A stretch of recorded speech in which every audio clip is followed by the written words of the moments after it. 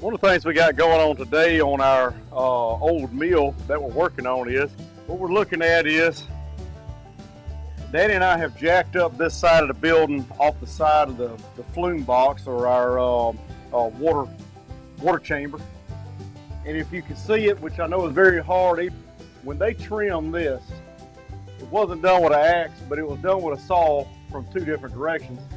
And we've got nearly about what looked to be at one time a tenon that stuck off the bottom, and they have cut it off flush.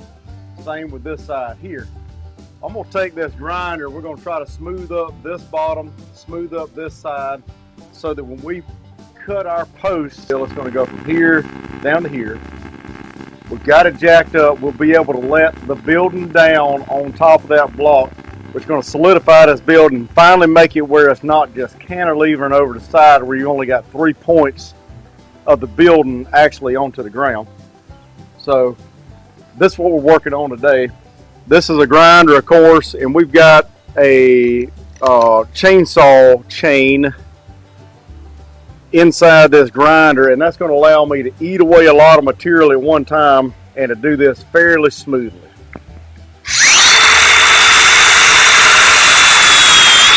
And oh yeah, never forget to wear your safety glasses.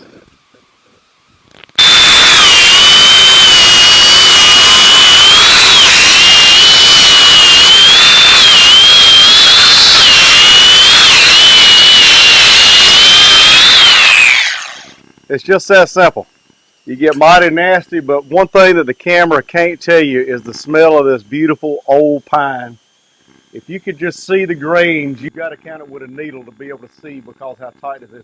This is one of the reasons why this building is in the shape it's in today. These trees grew out in the woods all by themselves for years and years and years, and when they cut them down, they were some doggone good trees. You just don't get better than old school craftsmanship on a building like this, and this is the main reason why this building is still alive today.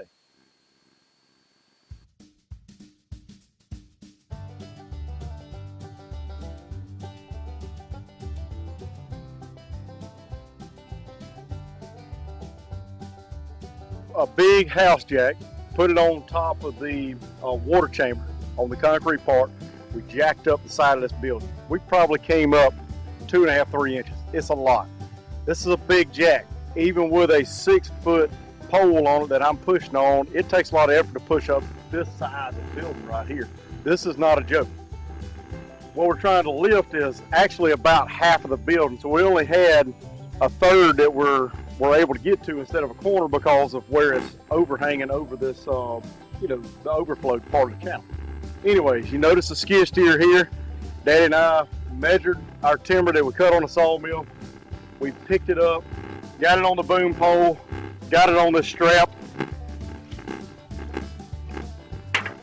And as you can see, when you come forward,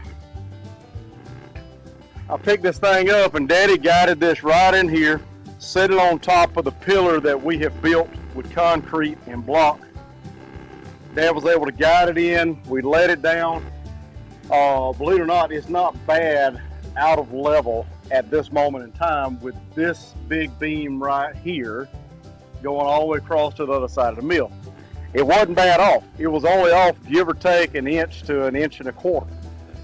So we already had that jacked up to about 1.5 inches, because we knew once we let it down, things are going to settle down, and this is a tight fit.